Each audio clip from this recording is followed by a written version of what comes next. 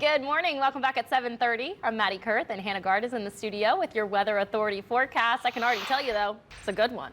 Oh yeah, great weather for this weekend. We're looking at a couple of clouds today, but plenty of sunshine. Those temperatures are going to be in the mid-70s. Tomorrow, mostly sunshine, and we'll get really close to 80 degrees, not quite there. So we still have that fall feel around, but it is going to be a little bit of a warming trend. So if you're heading to Krubu, you're not going to need a jacket in the afternoon, but you might want to bring one because as the sun goes down, we'll get into the 60s. It'll feel a little bit cooler. So if you're going down to the French Quarter, a lot of fun activities out there.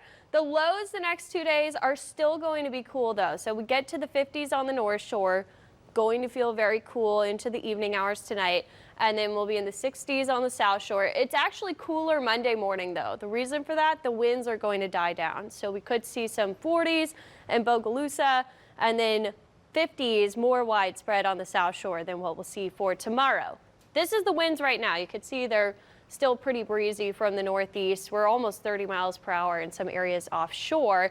So we're going to keep the small craft advisory for those offshore areas today and tomorrow. Not great conditions to be out on the waters all the way through this weekend.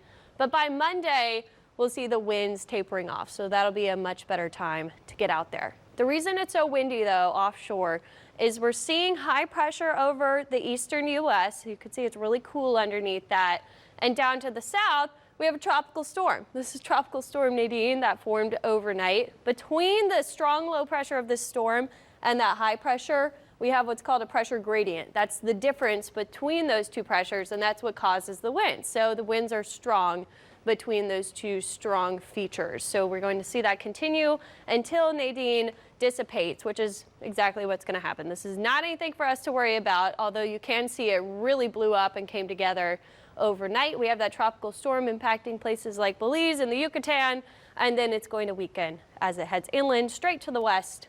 We did see an upgrade though to 45 mile per hour winds in that latest advisory from 40 miles per hour earlier.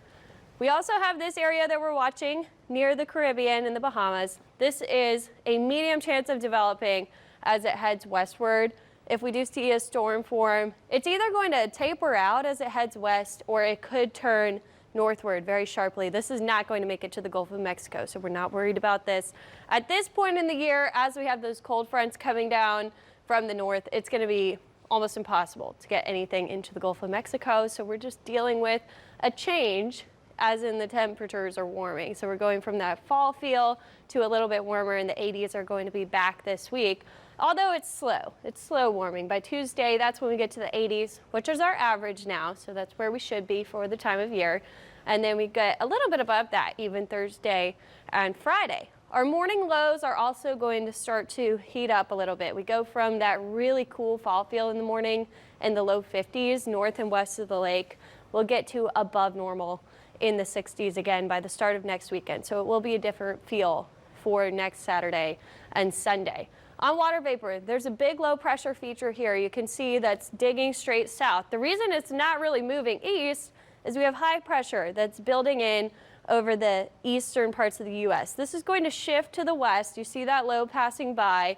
And then we have a short wave. That's just a little disturbance that comes through the jet stream that moves in Saturday and brings a weak front.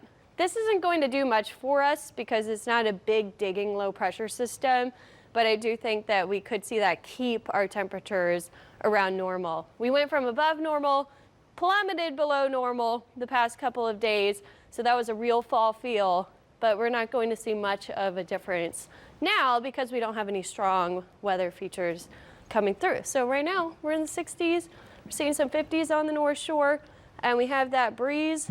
The wind is going to kind of taper off over the next couple of days, and we'll see that heat building a little bit. But without any really strong weather features, Maddie, we just don't see any dramatic changes. No rain, no cool off coming.